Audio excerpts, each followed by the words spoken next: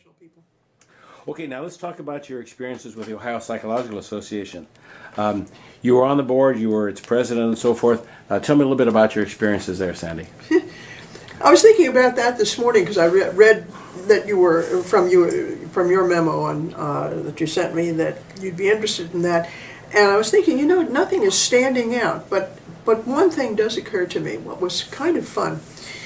I've often thought that putting a bunch of psychologists in a room, whether in Fielding where I taught, or here or in OPA or whatever, is like the proverbial herding of cats. It's pretty hard to do. They just go in all directions, and they love to go for this thing called consensus, which is an unachievable goal for the most part, and not a very efficient way to get much done.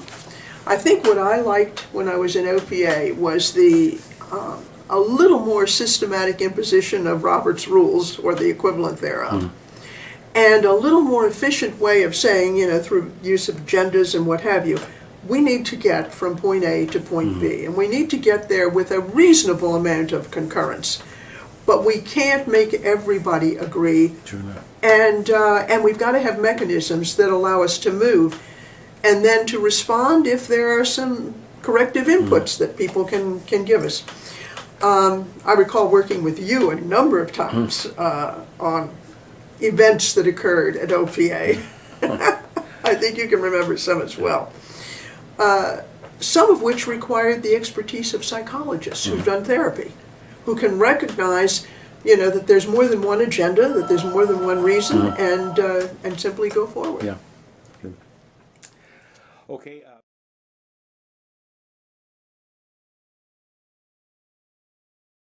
To say that there have been things accomplished in small ways, yes, that have enabled us to make change. And I think that's really what needs to happen now as far as the police and work with juveniles is concerned.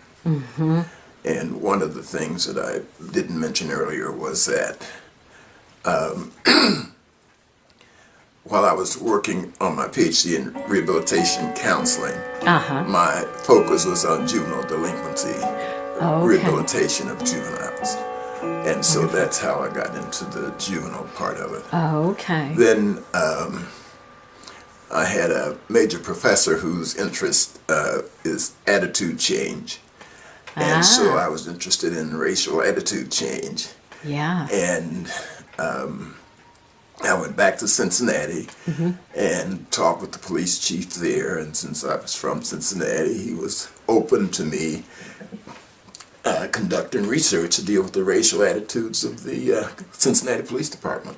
So that's what my doctoral research was on.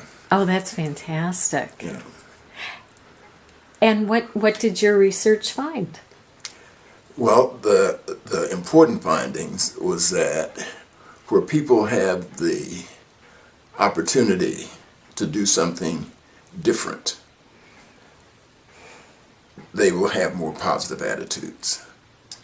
If they're not put in a position where they must follow a pattern that goes against some of the strong attitudes that they have, then the attitudes are not to change. There's a resistance that develops.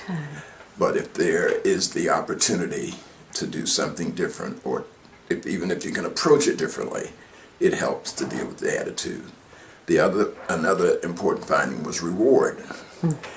If there's a reward the right thing, people had a tendency to do. So I developed some training programs, and even one that I did at the VA some years ago. Nice. That use that particular dynamic to